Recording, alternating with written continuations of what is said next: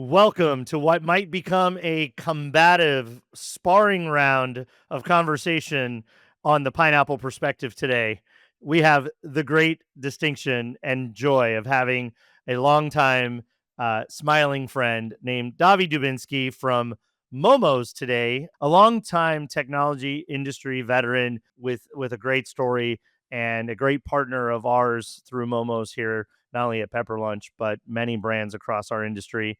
Welcome to the show, Davi. Thank you for having me on, Troy. It means a lot that you would consider me to come on and join you. And I don't know what type of value I'm going to be able to add to you and your listeners, but I will try my bestest. Well, I wouldn't have you on if I didn't think there was some value to be had there for sure. All right, Davi, we start every show off with the first question. It's the same for everybody. What does hospitality mean to you? Yeah, I think hospitality can mean a lot of different things. From my first job ever at Marble Slab, which we haven't talked about, where I used to have to sing for tips whenever someone would tip me.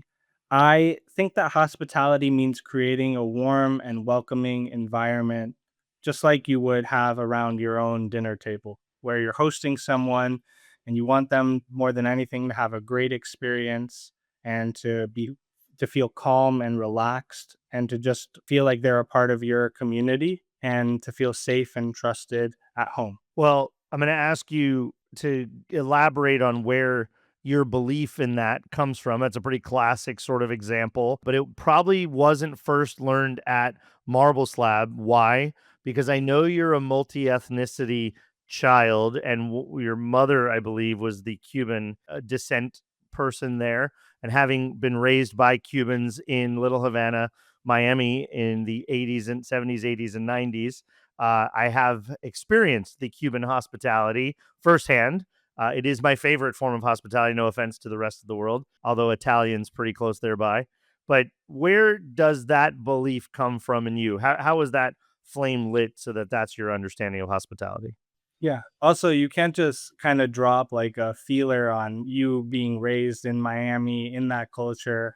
I'm sure people who are watching this podcast probably want to know a little bit That might be the more. first time they ever heard it. They don't realize, Jungle Book. The little boy was raised in the jungle by wolves and animals, and I was raised by Cubans. But it's the truth. I was the only gringo until seventh grade. I was the only non-Hispanic child in school until seventh grade, and Yeah, also rumors out there that your home was destroyed by Hurricane it Andrew was, it was. But this before is you not about me. This is about you, sir. Where did your hospitality roots really begin to form? I think for me, when I was really young, I actually grew up in this like little suburb in Barcelona. And every summer since I was like 2 years old, my parents would drive up the coast in Spain to a tiny little town called Tamariu on the Mediterranean Sea. Whenever they would go there every year, just like, because it was the closest place to vacation. And if you've never been up to the Costa Brava, I highly recommend that you check it out because it's like giant cliffs that go down into these little clear ocean or clear sea valleys with beautiful sand and restaurants that serve fresh fish. And it's an incredible experience and it's completely off of everyone's radar. I actually go back there still every summer now with my wife. But if you ever get a chance to go up there, what you will quickly notice is that the locals there have a very vibrant, close knit community. I, just as a little kid, kind of running around the beach, I ended up playing with other little kids that were running around the beach. Oh, And I like, can see little Davi. It's striped linen shorts, vertically striped pastel linen shorts. I got the little sandals. I got the whole Spaniard summer beach look for Davi going on I'll for send sure. you some photos later on. I think back then I wasn't a big fan of clothes when I was that young, but and in Europe, that's okay. It's more frowned upon here in the States. But in Europe, I just made friends with other kids while I was there, and my parents made friends with their parents, and the local community really embraced us there. And if you don't know a lot about Spanish culture, dinners there begin at 10 or 11 p.m. and they go until 3 or 4 in the morning. And my earliest memories are us at one of one of my friend's houses. Her name was Clara, and her her parents, Pep and Loli, and they would have, their entire family over almost every single night, and they would have other friends' parents, and it would just be one gigantic table, and it would be loud, and there would be laughter, and there would be 800 types of dishes, everyone bringing their own version of a dish there. And I remember growing up in that, and the kids running to and from the table and hanging out, and I remember that it's one of my earliest, most beautiful memories. And so I think that that's what my wife and I try to recreate when we have people over, and that's what we try to really lean into when we go there every summer. It's a little harder to get here in the States, but very easy to feel that when you're back and kind of surrounded by that in Europe, where that's a real big part of the culture. But I think that that's what it means to me. It means feeling at home, and I know it is kind of generic, but it really is something that is has been placed in me since my early days. I didn't necessarily, feel that at Marble Slab, but at Marble Slab, I still carried over that same feeling of wanting to make somebody feel at home and treating the guest in the best way possible and making recommendations and trying to build the best type of create. I mean, Marble Slab, you get to create some fun things there. So, if you really wanted to have fun with it, you could, and that's kind of how it's carried on through my life. Couple of asterisks here to this recent commentary. One, marble slab is 1,000x better than cold stone. There, I said it. I Whoa. think it's the better version.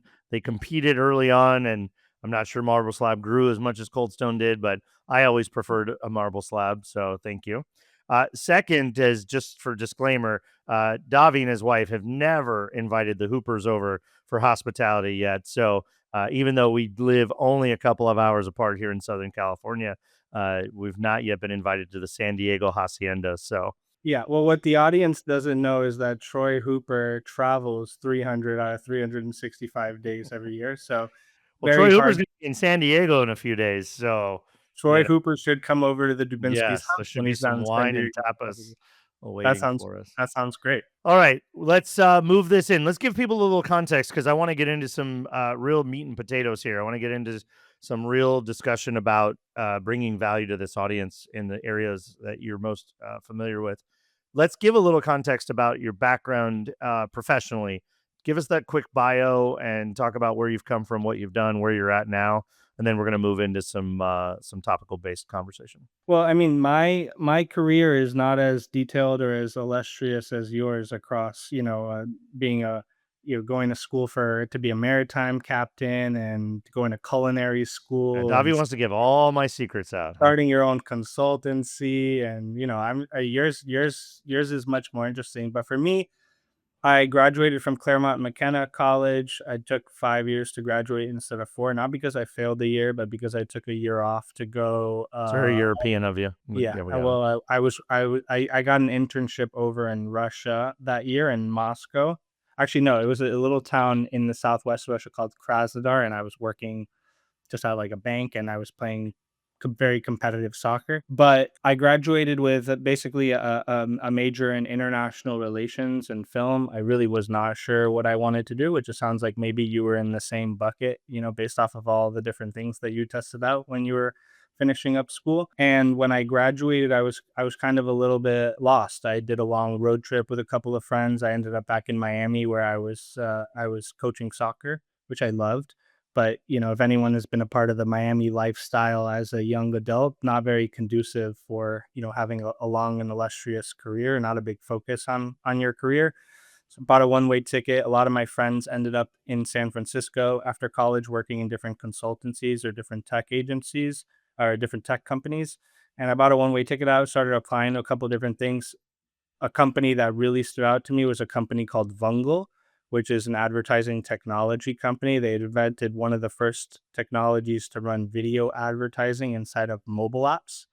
And I thought it was really cool because they were working with a lot of mobile games, and I loved video games growing up. We ended up, growing that. I think I joined, I was around employee like, 27 or 28, and one of the first people on the sales team, and we grew it to around $800 million a year across the entire globe. Helped launch offices in in Tokyo and in Seoul and in Singapore. I ended up moving out to Singapore for quite a bit of time, where I actually met the other co-founders at Momos, Andrew and Sai, while we were out there doing drastically different things. But I always had that, that interest in advertising and some of the things that you can do with people to get them to engage, and the psychology behind it was really, really interesting to me. After Vungle was sold to Blackstone, it's still around, but under a different name now. I was going to take a little bit of time off, go to Hawaii with my wife, and Andrew and Sai reached out to me and said, "Hey, we're thinking about creating this platform that does, a lot of things, but one of them is on the marketing and advertising side of things and helping restaurants acquire new customers. Do you want to be a part of that?" And I took took a couple months to learn about the hospitality industry and technology in the hospitality industry, and came on board very early. So that is my career in a nutshell. So let's talk about things that relate to Momos. There's no question that that's sort of the underlying or underpinning sort of conversation here, or foundation of this conversation, because there's a lot of lessons and learnings that you've gotten as part of building that company, but also that I've gotten and our team has gotten as a customer of Momos. So no question there, but this is not an infomercial. This is just true stories about the value and benefits of this type of information. Let's talk about the ecosystem. We'll start at the foundational level. Today, most restaurant brands, doesn't matter how many stores, 550, 500, I'd say anything sub 1,000, have a variety of tools that they use, probably some of them a significant number of tools that they use that all give them access to customer data, customer behavior, customer sentiment, customer transactions, frequency, volume of orders, things of this nature.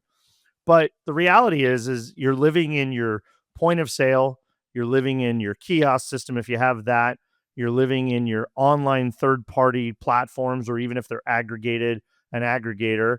You probably or may have a catering system as well if you do catering.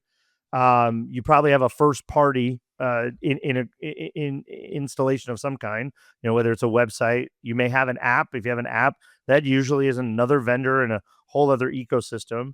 And my God, if you're in the drive-through business, then there's the entire drive-through data set and ecosystem, which is really data heavy, right? A lot of information going on there. And you got to think that most brands are dealing with probably not less than 3 or 4, and probably as much as 7 or 8 systems that collect data and intelligence on their customers. And then what, right? So talk about that ecosystem, the challenges of that ecosystem. Let's get some people empathizing and going yelling yeah in their car. That's my life. It sucks. What are you going to do to fix it? And then let's move on to some of the individual value sets. But start with that. Well, I think Momos is looking to go even a little bit beyond there, but just to focus on the specific thing that you brought up, which is customer data. I mean, you said it. Like, there are so many different places where your customers are living and your customer data is living right now, that restaurants, just because of what they've wanted to do with that data, have basically gone and signed up for individual point solutions that have allowed them to manage one, maybe two of these things at a time.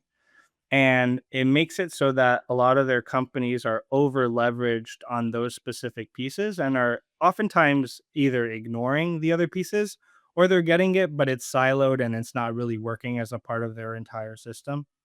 So, oftentimes when we go into a demo or a pitch, we focus on, and I'll talk a little bit about what Momos is in terms of an entire customer lifecycle management tool. But we focus, typically when we're speaking to someone on a new call, we focus on specifically hearing from your customers and talking to your customers. And we'll show a quick little chart and we'll say, "Hey, listen, this is where you're engaging with your customers. You have your online reviews here, Google, Facebook, Yelp, TripAdvisor. If you have reservations, they could be living on OpenTable, Resi. It could be living, if you have a catering system, it could be living in Easy Cater or some of these other companies. Then you have your third party delivery, Uber Eats, DoorDash, Grubhub, which is a completely different part of the business that is impactful. Then you have your surveys, No, most brands in the US today are using some sort of survey provider for some type of reason, which differs drastically between brands. And then you have your customer service piece. That could be your contact us on your website, your email support. If you have a mobile app, you could hear about the mobile app experience. You could have a call center, you could have a ticketing system, and then you have social media, Facebook, Instagram, DMs, stories. And you start painting this picture and you're like, hey, like, are you using any systems to kind of help manage all of this? And there's probably a lot of things that you want to do with this, right? At a minimum, I hear 3 to 4 to 5 different solutions that restaurants are paying top dollar for. And then when you start learning about the things that they wanna do with their customers and what they're trying to learn from their customers, they're not actually able to do it all that well. That's one of the main ways that we end up presenting Momos is just like, okay, let's not only save you on, 60% of your cost, let's reduce your cost by 60%. Let's also think about the time that is spent managing all these different systems and building them out and staying on top of them. And then let's also think about like what are the things that you actually want to do with that data that you want to do with your customers and how can we help you optimize that to actually drive more revenue and higher ROI for you and the things that you're trying to accomplish as a business.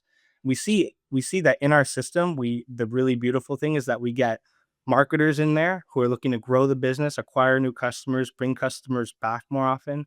We're getting operators in there who are looking to learn about the whole shebang and break it down at a brand level and a location level and a franchisee level and really get into the weeds on like what issues are being faced across dine-in, delivery, takeout, and how do I fix those quickly. And then we have support guest experience teams that are looking to get in there and they're looking to say, hey, how do I engage in the best way with our customers for the best experience? How do I recover them in a seamless way? How do I push them to come back more often if they're happy? How do I work with marketing to push them into loyalty or create surprise and delight campaigns to bring them back more often? These three functions at every single restaurant that we work with is using a different tool to accomplish the things that they want to accomplish. And Momos is trying to help restaurants do everything with their customers and really build it specifically for those three roles and the things that they're trying to accomplish in a way where all three teams work together and achieve the same goals. Well, look, Momos is one of the first technologies that we chose at Pepper Lunch to employ before anything, before we figured out what our point of sale system was even going to be. Because when I and the team I brought on joined the company in February of 23, we had 5 stores open in the US, one in Guam and one in Canada. So we had 7 stores. They had been open up to about 6 years at that point. Now we're getting more into the 8, 9 year range, and we knew nothing about the customer. We had no idea who was coming to that store, when they were coming, why they were coming, what they enjoyed, what their average value was, nothing. And so, first thing we did was geofence our stores and get 4 years of transaction and travel data. Who are these people? Where are they coming from? Where are they going? How long are they staying here? How long are they going other places? Do they go to the movie theater? Where do they live? Where do they work? How far are they driving? We got all that. And then we went and got a Dentro and Momos and a couple of other platforms so that we could survey, listen, ask, put our ear to the ground, whether it was social media, direct review aggregation, and or any other form of direct communication like sending surveys. The whole idea for us was to figure out who these people were and what did they want, because we didn't know if there were changes that needed to be made to the brand, to the menu, to the pricing, to everything. We're gonna what is the prototype in the US? What does the customer want from a physical experience with us? We needed a way to start listening. And so Momos, along with several other tools, put us in a position to really start to listen and learn. That way, now, a couple of years later, when we do make a change or put an offering into the market, look, yesterday was the first time we've ever launched a LTO in the United States. We have our first limited time offer, surf and turf. Go get it. 19.99 at Pepper Lunch today. New York steak and 3 panko shrimp. So, we wanted to be able to know what the impacts of decisions like that are going to be. What dessert do people want? What does dessert at Pepper Lunch look like? We've never had a dessert in the US. So these are the kinds of things that we had to have access to our customers. The other mandate now, as we've matured through that early cycle of listening, the mandate for us now is to build a relationship, actually have a conversation with our customers wherever they are, wherever they're giving us feedback from, wherever they're interacting, whether it's solicited or unsolicited. We need that intelligence, right? So, talk a little bit about your experience of. I want to make this really positive, impactful for the audience. Let's not talk about the negatives of review management. Let's talk about the negatives of recovery. Let's talk about the physical business benefits of paying attention, listening, and actually engaging. Start with reviews. Well, I think that there's a lot of valuable data on your reviews, and I think it should be leveraged alongside other pieces of data to tell the whole story. And I think that what we see, on the impact of reviews is that they can have the reason that a lot of like marketers care about them, for example, is because they can have a huge impact on driving customers to your stores. I think that there's some statistics on Google right now where if you raise your store's average star rating on Google by half a star, it can have an 8% increase on your yearly revenue. And that's just because of the total amount of searches that you'll appear in. I think they also released some statistics where like 94% of actions and clicks happen in the top 7 locations that show up on a given search. So if you're not actively managing your reviews, if you're not actively managing your listings, which is something else that Momos does to make sure that you show up as high as you possibly can on these review sites, these are where a lot of new customers are going to figure out where they want to go eat. And all of that impacts that. I think that there's a couple things that you want to do with your reviews. One, you want to be able to generate more reviews that because Google weighs that into their overall rating. If you look at a 4.2, a store that has a 4.2 with 3,000 reviews versus a store that has a 4.8 with 50 reviews, the 4.2 is going to show up higher. So review velocity really interesting.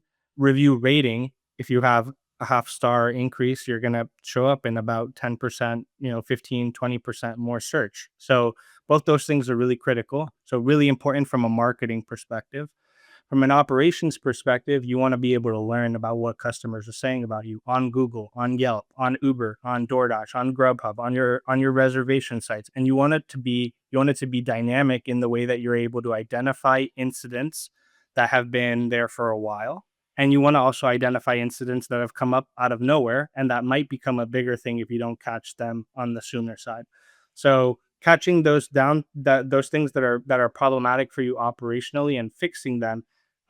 We've been pulling some crazy reports right now on the impact of customer satisfaction on a restaurant and the impact that that has on the revenue.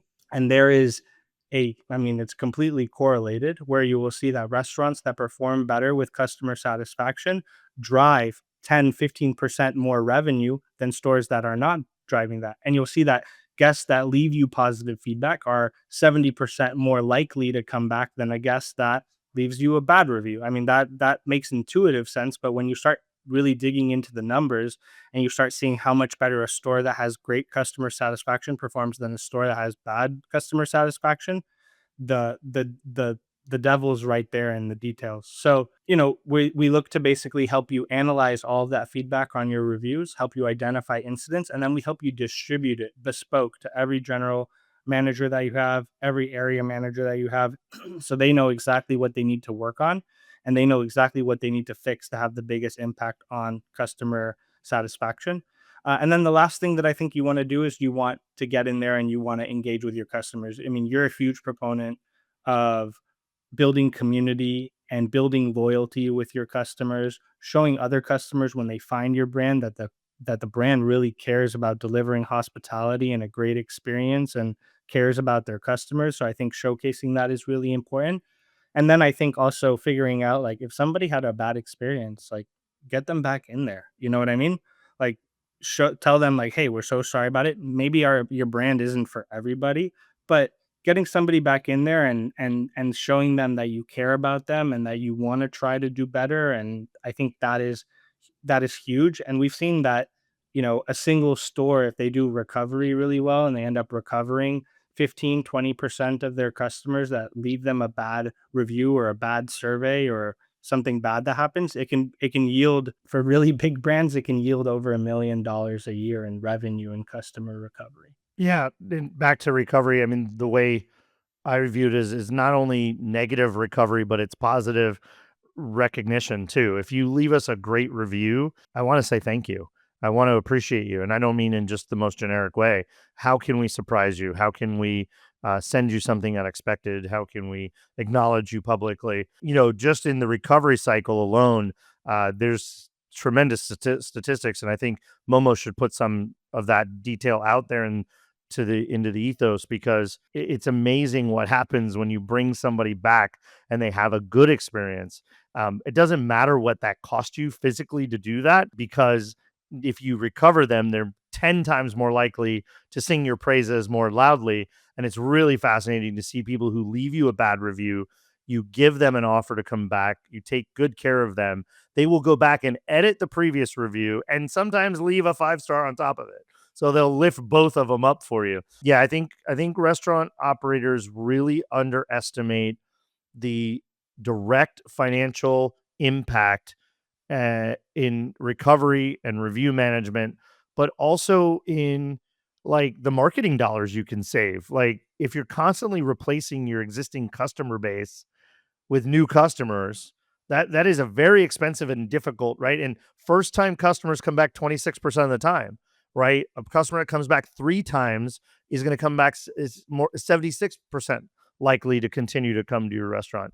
So you got to get them to that third experience. And even if the first one wasn't good or the second one wasn't good or the third one wasn't good, you have a chance to keep them coming back, and the more they come back, the more chances you get for them to really embed in your brand, develop an affinity. So I think that's pretty important stuff. Yeah, just to like double tap on that, I think you said it. Like retaining a customer is way cheaper than acquiring a new customer. And if you're a restaurant that is excellent at retaining your customers and bringing them back more often, you're that's the right business model to build behind because you're showcasing the value in what you're doing. I think it's the same thing with running a technology company.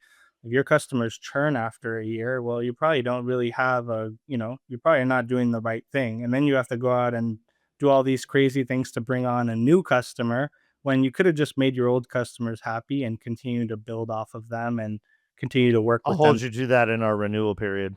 Sounds great. Davi, talk about surveys. I know you've been particularly passionate about the use of surveys. We've just started employing them in a different way. We've used a technology called Freets, as you know, which is really secret shopper at scale with data and data scientists and data analytics. That's different. That's a 50 question prompted experience that's solicited and compensated. This is different. You know, whether it's a one question, how was your experience today, or targeted surveying, which is really where I want you to go with the conversation in regards to looking for specific insights from your customers. We're looking to get into that a little bit deeper with you guys. Talk about the value and some examples of how utilizing surveys in your system can bring new intelligence to life that maybe reviews aren't organically surfacing. Yeah, so just surveys as a whole, I think you can do some really dynamic things with them today in regards to collecting data because they're customizable and because you can incentivize them. It actually makes it quite exciting for customers to be a part of that. But the really cool thing is the way that you can send out those solicited surveys right now. You can text them to people, you can email them to people, you can present them as a QR code. The marketing behind the surveys can be really powerful in regards to the way that you're kind of putting it out there. And the fact that you can tie in a specific type of reward to it means that the engagement off of it can be off the charts. Whereas for reviews, oftentimes you might get someone that has a really good experience or a really bad experience. These surveys can appear right on your phone and it can have the right messaging and the right thoughtfulness behind it, and customers will just engage with it out of the goodness of their heart and leave you very transparent feedback on what's going on. So I think surveys are great. With Momos, what we've seen is that we've been able to double or triple the amount of customers that restaurants hear from with surveys. So you take all those other platforms, Google, Facebook, Yelp, Uber Eats, DoorDash, Grubhub, OpenTable, TripAdvisor, and you literally double or triple it with your surveys. And those surveys are so powerful because you can ask detailed questions operationally about things that you care about. You can tie them into your ordering systems or your POS to ask specific questions automatically about what the customer already ordered. So you can get analytics on what items they're ordering and what items they like and don't like. You can get feedback on different types of the guest experience across customer service and the cleanliness of the restaurant. They're so intricate in the types of data that you can get that I think that that piece of the funnel can become really powerful when it comes to like an operator's best friend. And then you can leverage on the reviews on top of that, and you have a gigantic data set, which is much better than having a small data set when you're creating any type of change or say telling a restaurant that they need to work on something. But the other beautiful thing about surveys, besides they'll triple the amount of engagement that you have, so you're hearing from more customers. On the marketing side, you can push happy customers onto Google, so you can increase your review velocity, your overall review rating. On the operations side, you're getting way more data that's way more granular, so you can analyze it. And that can be a short survey or a longer survey, depending on how you do it. The other beautiful thing is that on the back end of it, depending on how you kind of want the marketing funnel to work, you can create some sort of retention funnel with the offer that you're giving out, so you'll bring customers back more often. And or you could send them to like loyalty or to opt into your marketing system as well if you wanted to. And customers are much more willing to do that at the end of a survey where they're getting something from it. They're willing to engage, just kind of streamlining your loyalty. And we've seen that we've been able to boost a lot of our brand's loyalty by 15-20% sometimes with just these surveys. And the other beautiful thing is that for customers that had a bad experiences, you'll be able to get a shot at recovering them. They already engage with you privately, so they're much more receptive to kind of coming back there as well. And together, across the entire funnel with those surveys, it can just become a really powerful tool for collecting customer data as well, which is something that Momos does that I haven't really seen anybody else do. We have a customer database platform that is plugging into your POS, your online ordering system, your loyalty system, and it's compiling all of that data in one place. And then what we're looking to do is tie all of that data together across who the customer is, what they mean to your brand, and we're trying to also tell you how the customer is feeling, so that when your marketing team goes in there or your ops teams goes in there, they're able to say, hey, this customer is, these customers are really, really happy. These are the things that they're liking and they're not liking. Or these customers are our most loyal customers. This is what they're liking or they're not liking. So tying in sentiment data on top of transaction data, I think is the next stage that a lot of marketers want to be at. And that's why they use loyalty, but they're not always able to learn about how customers are feeling. So that's where we're able to really tie the two dots there. And surveys is a component of that alongside reviews and some of the customer service tools also. Well, and I'll add to that, I'm really excited to get started soon here where we can start to ask questions that just aren't going to be surfaced in a review, aren't going to be surfaced in, are you happy today or not happy today question, right? Because wouldn't you like as an operator or brand to ask specific questions before you make decisions? I'm sitting here with 13,000 phone numbers, as you told me earlier today, and collecting more every day. And I'll tell more about that in a second. But if I am collecting thousands of phone numbers and emails, and I know exactly when those customers came, what they bought, because it is tied to their transactions through our point of sale integration with you, then I can start to think about a lot of questions that I want to ask them. And I can just ask and not offer, and maybe 2% will respond.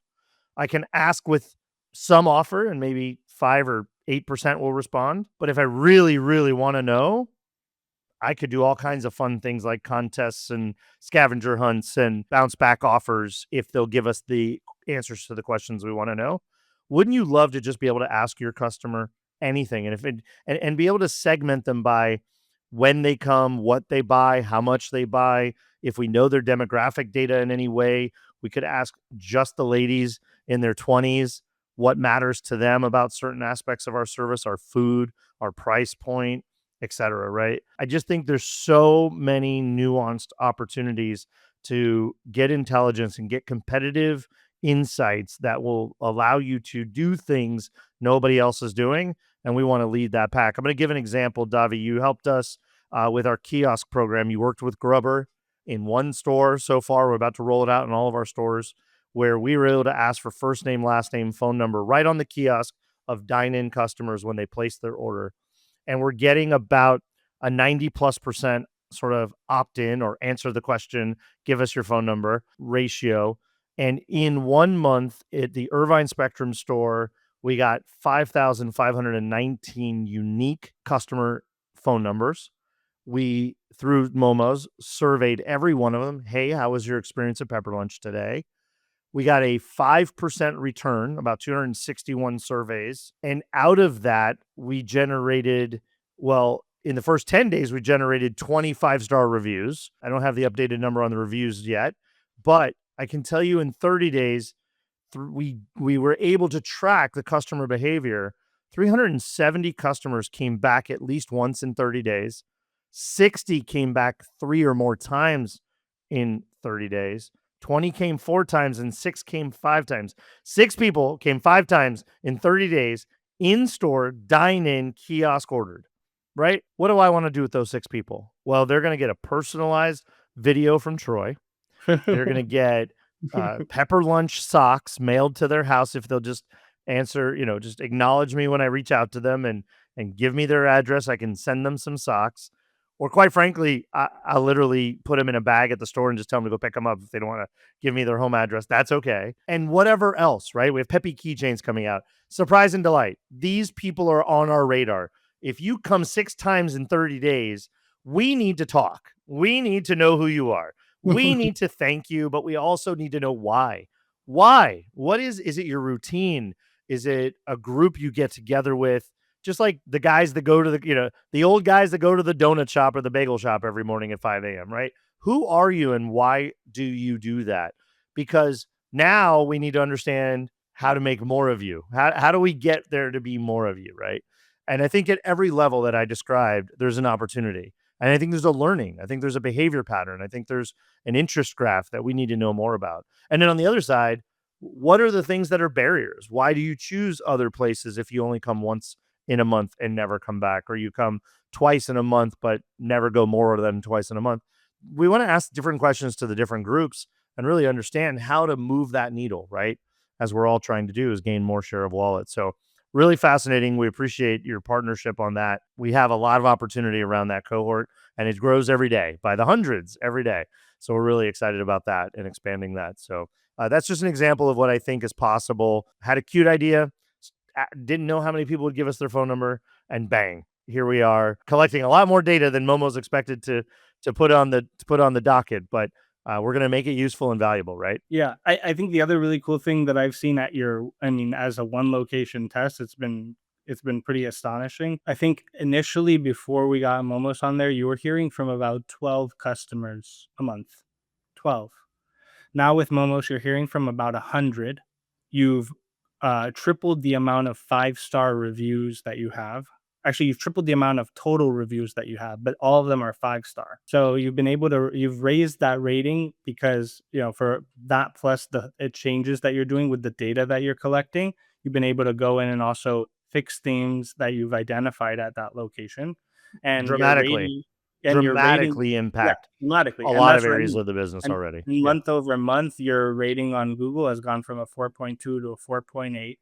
You're generating 3x the amount of reviews. You are recovering customers that are having a bad experience on there and keeping that data private, but learning from it. And operationally, your location is stronger. You're collecting entire customer lifecycle data so that you can market with it. And your location is way more visible, which is going to have a cyclical effect on more new customers finding your brand. So, I mean, it's been an incredible kind of thing. And something that I don't see anybody else do is that Pepper Lunch is the first brand that we've worked with that through their kiosk system, we have been able to collect data on 100% of your customers. I mean, Yeah, the every transaction. So that's the other thing, right? We have to start to use it, but I can't wait to look at customer A and know that that customer came 3 times in a month, but they came at 3 different day parts, or they came for work at noon on a Tuesday, they came at 5 on a Thursday, and they came at 6 p.m. on a Sunday, and what they bought each time was very different, right? Or maybe it was a 2 top and then a 3 top and then a 6 top. which one is the colleague from work, which one is the date, and which one is the family gathering or something. I want to be able to know why those things happen and correlate those values, because that's just sort of like life cycle management, like I said, customer journey understanding and management. Agreed. And I think that there's a lot of data in there right now. And I think that it's also our job to equip you with the right type of understanding of your data so that you can have the biggest impact on your restaurant. And I think that that's what we really love about our partnership, that I'll come to you with an idea and you'll be like, yeah, build it, or no, don't do that. Like that's not what we want to see. Well, I And need a dashboard just like I have for review management. I need a dashboard for this cohort. I need to start seeing these numbers in aggregate and parsing out the demographics or whatever we know about them. Look, even if it's just area codes, like let's track these folks and get some insights. yeah, well, I mean, it's the early stages of our partnership. The exciting thing is that there's already been really great results. We're excited to roll it out across more stores, and then you know me, and I know you. We're going to be talking regularly, and you're going to tell me exactly what it is that you want, and then that helps our product become a lot stronger. And those are the type of partnerships that we really value when we're expanding and growing Momos. Look, to the executives listening to the show, because I do know quite a few of them that do, this is exactly what we all should be doing. We should find the partners that are willing and able and wanting to learn, listen, and adapt and build around the real world needs that we have. Also, the other way around, these guys come to us, they sit down with us, and they ask us, well, hey, we think this is what more of brands like yourself are looking for. And they help us realize that there are additional capabilities, opportunities, insights that we didn't even know were available or possible, or we didn't think to sort of parse the information this other way to get additional, knowledge that we didn't have before. I think this is the type of relationship that we all should be having with all of our partners, and whether that's technology or service or supply chain, we should have a much more meaningful, deeper business to business relationship where it's a win-win for both businesses, but most importantly, it's a win for our franchisees, it's a win for our corporate stores, it's a win for our employees, it's a win for our customers. So that's really the thesis here of why I say yes a lot. We also put, I mean, 80 to 90% of our resources into product and engineering. And I do think that that has a long-term impact in regards to the ambition behind what Momos is trying to build for restaurants. We have a team of about 80, and about 65 of those people are in product and engineering. And that speaks to the ambition that we have beyond the product, where we're not just looking to be a point solution. We're looking to own the customer life cycle, from new business acquisition to getting customers into your locations, to hearing from them, and then having a bunch of tools across ops, marketing, and support to bring them back more often. And we're not going to rest on that until we build, you know, that solution. And there's a lot of components to it across the three different buyer profiles there, and that's what we're looking for. I mean, when I go to conferences, I'm looking for people that are going to come on board and they're going to be like, hey, I love this, but have you thought about doing this? Those are the people that we put into, that we meet with twice a week, and that we look to really build for. And that's the reason we've set up the company the way that we have, because we're looking to build that entire solution. And I think a lot of brands are tired of getting gouged by multiple point solutions, and I think that brands want solutions that can do more for them and that are challenging the status quo and the way things work. And that's where I think that we really fit in with brands that want to work with a tech company that is looking to do that. Davi, what's the website? How do people find you? How do they learn more about Momos, and how do they get invited to your beautiful home in San Diego for paella and wine? I haven't figured out how to cook paella yet, so you'll have to Come settle on, for man. stuffed bell peppers or something like that. But you can find us at www.momos.com, and we have a little form there where you can submit it, and I'll hop onto a call with you if you leave me a note there. You can also reach out to me on LinkedIn at Davi Dubinski, and I also do the conference world tour. I will be at QSR Evolution in Atlanta and then FS Tech in Orlando and Create in Nashville. So if you are at any of those conferences, I'd love to meet up in person. I can tell you a bunch of secrets that I know about Troy that he hasn't let me talk about on this podcast, like how he wanted to be a maritime captain for a while, and how I they went. was one, thank you. Well, that's what I mean. That's what people want to know about. So happy to hang out over a beer or over a coffee and talk a little bit about how Momos can impact your business. Davi, thanks for coming on. Great to have you. Thanks for not trying to take over my podcast. For those listening, Davi thought this was a two-way conversation where he asked questions too, and that's what I meant by the sparring. He was being combative in the beginning before we hit the record button.